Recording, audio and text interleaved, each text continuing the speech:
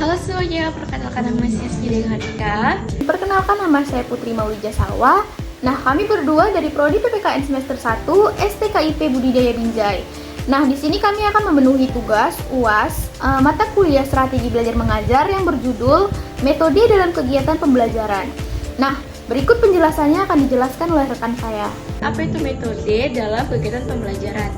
Jadi, metode pembelajaran merupakan jantung dari proses pendidikan.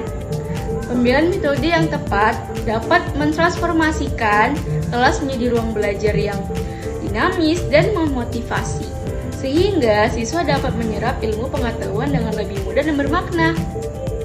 Melalui presentasi ini, mari kita telusuri bagaimana metode pembelajaran, keuntungan, dan tentangnya, serta faktor-faktor yang menentukan pilihan metode yang tepat. Kita akan masuk ke topik kedua, yaitu pentingnya memilih metode pembelajaran yang tepat. Pertama, meningkatkan efektivitas pembelajaran. Jadi, metode yang tepat dapat memfasilitasi proses pembelajaran yang lebih efektif dan efisien. Siswa dapat lebih mudah memahami materi, mengingat informasi, dan mengembangkan kemampuan berpikir kita. Selanjutnya ada kedua, memenuhi kebutuhan siswa, yaitu setiap siswa memiliki gaya belajar yang berbeda.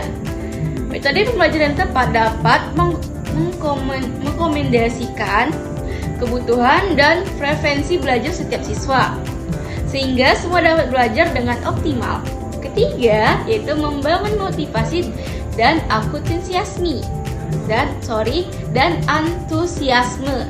Metode pembelajaran yang menarik dan efektif dapat meningkatkan motivasi dan antusiasme siswa untuk belajar. Hal ini penting untuk menciptakan suasana belajar yang positif dan menyenangkan. Poin ketiga, ada berbagai macam metode pembelajaran. Itu ada 3 poin loh. Yang pertama, metode ceramah, kedua, metode diskusi, dan ketiga, metode proyek. Nah, saya akan menjelaskan apa itu metode ceramah. Jadi, metode ceramah itu melibatkan penyampaian informasi secara lisan oleh guru kepada siswa.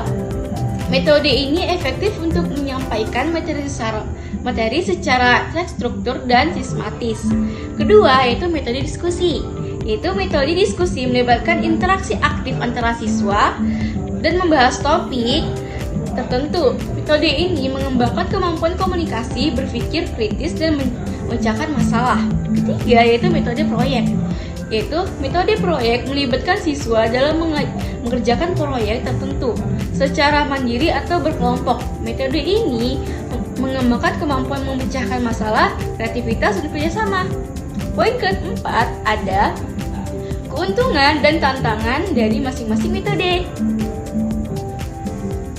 Pertama, yaitu metode ceramah. Keuntungannya itu efektif untuk menyampaikan materi secara infrastruktur. Terus ketantangannya itu kurang interaktif dan bisa membuat siswa bosan. Kedua, yaitu metode diskusi. Keuntungannya mengembangkan kemampuan komunikasi dan berpikir kritis. Tantangannya membutuhkan waktu yang cukup lama dan bisa didominasi oleh siswa tertentu. Metode ketiga yaitu metode proyek. Keuntungannya mengembangkan kemampuan memecahkan masalah dan kreativitas. Tantangannya membutuhkan waktu yang sangat lama dan bisa membuat siswa kesulitan dan mengelola waktu. Kelima, ada faktor-faktor yang mempengaruhi pemilihan metode pembelajaran. Nah, ini tuh terbagi menjadi 4 poin, yaitu yang pertama ada tujuan pembelajaran, yaitu metode pembelajaran yang dipilih harus selaras dengan tujuan pembelajaran yang ingin tercapai.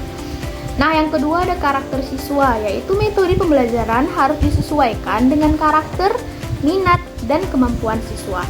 Nah, yang ketiga ada materi pelajaran, yaitu metode pembelajaran yang dipilih harus sesuai dengan jenis dan kompleksitas materi pembelajaran.